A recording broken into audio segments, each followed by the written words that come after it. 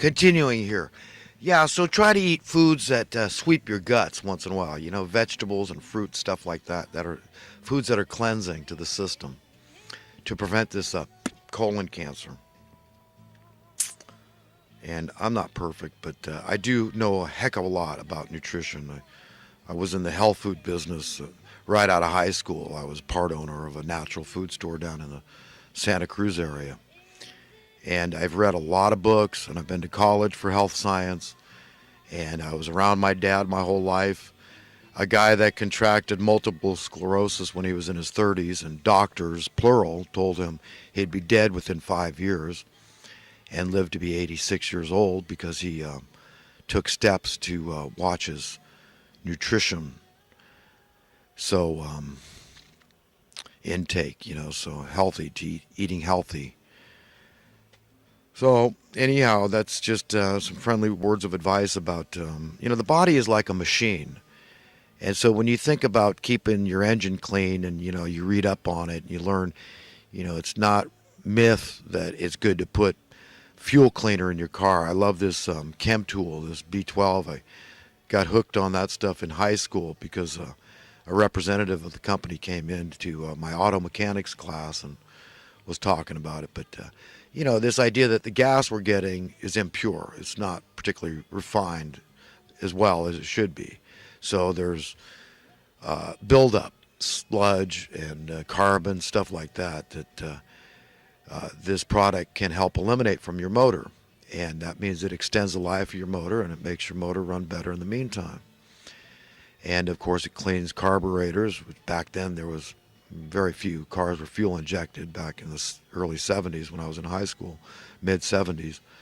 But, it cleans fuel injectors and carburetors and carbon deposits on top of your, inside the combustion chamber, top of the piston rings and valves, stuff like that. So, if you think like your engine, then you can pretty much satisfy what it wants, what it needs. Putting fresh oil in there. Well, why? Is that folklore? No. The oil breaks down. You get this crankcase oil dilution, and it doesn't protect as well. So you're wearing out your engine a lot faster by driving your car past the amount of miles you're supposed to on that oil change. So you've got to be religious about it. Otherwise, you could you could put on, 20,000 miles when if you had fresh oil, you would have only put on a couple of thousand miles. So it's a big deal. And the same thing goes for our bodies too. We need to have some semblance of self-control. And, I've had my share of eating issues, let's say. And so I understand that, the pull for eating junk food and whatever satisfies our carnal nature, and how hard it is to eat right when there's so much refined food around us. But it's a good idea if you think of your body like a machine, then you'll kind of get it more. You'll understand how the organs function and what they want. Plenty of clean water, definitely. You can really screw yourself up by getting dehydrated. I like to take certain things that, like activated charcoal, that can help pull toxins out of our system. I don't do it on a regular basis, but I think about it. I get a funky stomach, and I want to take some of those. And this oil of oregano is another good one. Take these capsules for gut health and blood health. There's cayenne pepper. There's apple cider vinegar with the mother. There's some powerful medicinal foods that you can add to your diet to help mitigate any unhealthful foods that you're taking in. So I just thought I'd give a little friendly advice on nutrition. Like I say, when I start these videos, I talk about a lot of different stuff, and diet is one of those things. Just because you know everything in the whole world about a subject doesn't mean you adhere to it yourself. So I'm not sitting here saying I'm Mr. Perfect when it comes to diet or health or anything else. I mean, so I'm just saying that it's an important concern. I mean, if you don't have your health, like they say, health is wealth. I mean, that's more than cliche. If your body is dragging you down with pain and not feeling right, everybody knows what a drag the flesh can be. It can bum out our spirits, right? Yeah. Just having this cold in this past 5 days now. You hear that? I mean, I don't like it. I don't like my head being all foggy. It's funky. My health is suffering, and I'm not 100%. And it's a tough pill to swallow.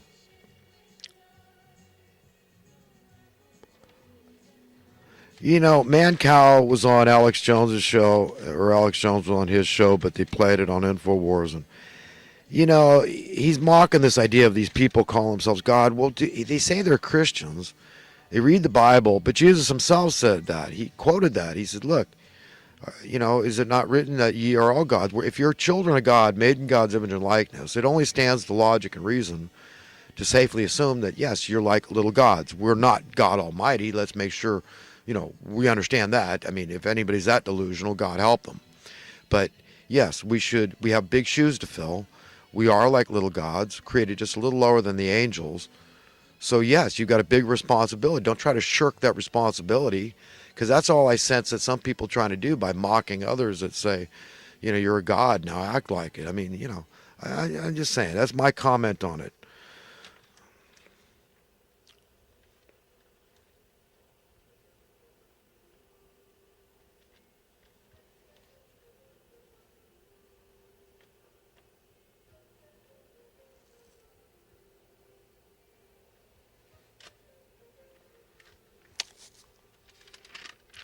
Okay, it looks like I'm done with recent current events, so I'm going to go on to some thoughts from the last week, because I got all caught up last week with my thoughts.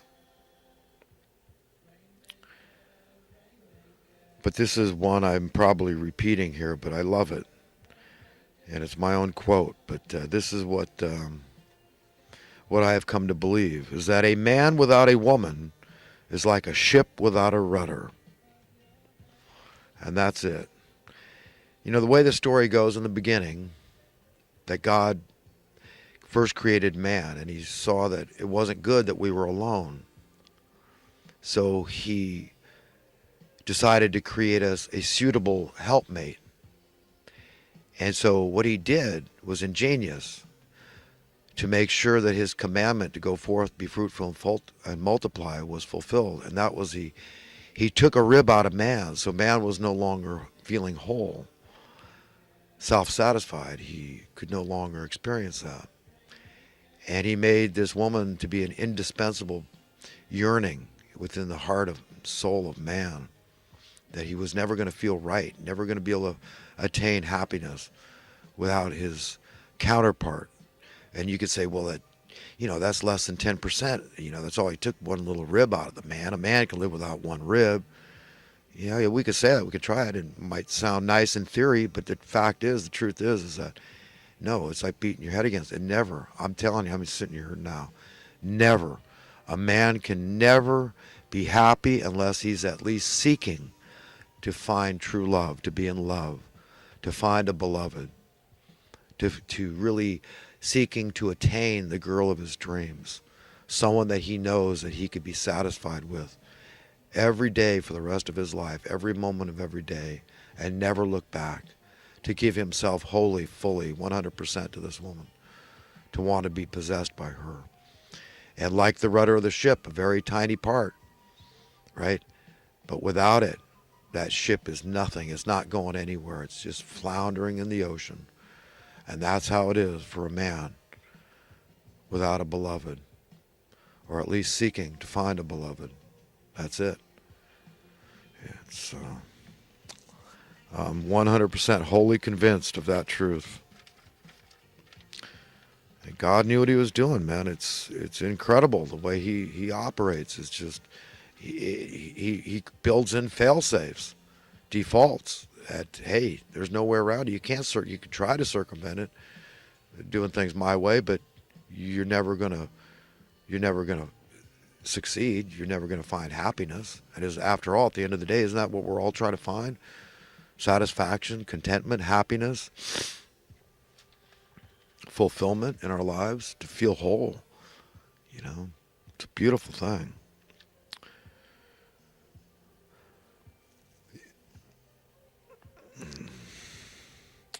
You really want to know who comes up with ideas such as a 40-hour work week in America in the 21st century? Because that's madness. That whole idea is just stupid. That's total mass manipulation of the public. A 40-hour work week at this point in history is the stupidest thing in the world. But that's just one avenue that these people take. But it's the same element of people, and that is these these big fat mean idiots, hogs, at the top of this perverse pyramid of power. It's those that control the money supply and by extension control the public at large, the masses again. They're swine-like creatures, freaks, attempting to, and very successfully so far, to render us into their freakish characters, their image and likeness, to be big, fat, mean-ass, control freak, thieving hogs. Yeah, I don't have good things to say about these master manipulators, the grand puppeteers. They're monsters, they really are, and I find them repugnant, their attitude. I don't overly judge them, that's God's business. He doesn't know what motivates the heart of man. But I know this much, is that you sometimes just have to call a spade and say, well, if I'm wrong, then, please correct me. Please, show me that you're not an elitist. Okay? Show me that you want the best for all humanity and not just a select, exclusive, privileged few. Prove it to me. Show me. Let's hear it from your own lips and prove it by your actions. To blame the effect of tyranny on the general public, effects such as the establishment of a social welfare industry dependent upon poor people, is illogical. It's nonsensical, it's unfair, it's dishonest, and even ungodly. So blame correctly.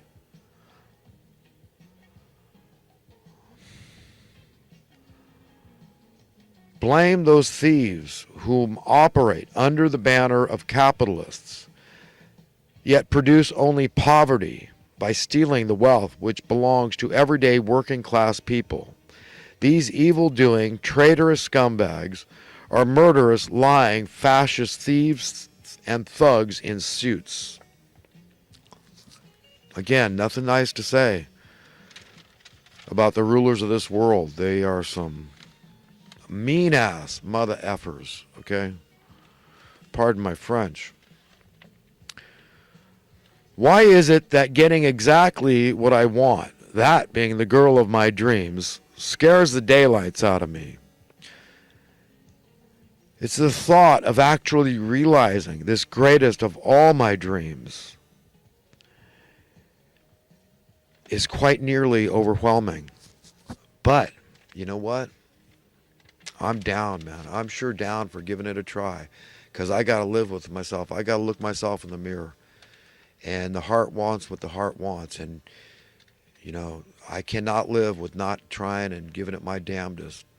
So, girl of my dreams, in the remote chance you're listening, I love you.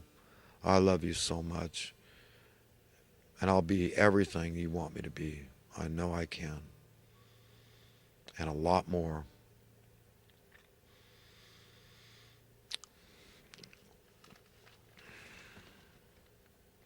Dream as big as you can imagine dreaming.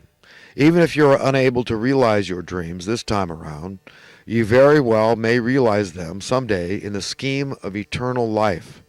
And at the very least, you still possess your dreams, and no person can take your dreams away. We can only surrender them of our own free will to be small-minded, pitiable, brute beast automatons. Yeah, I don't recommend you do that. So get your dreams big. Dream as big as you want, man. Absolutely. That was fun, man. Use your God-given imagination, power to think. It's beautiful. Just that's where it shows that we are like gods, because our ability to imagine is virtually, for all intents and purposes, unlimited. Okay, it's incredible, just incredible. A paradox. Although normal humans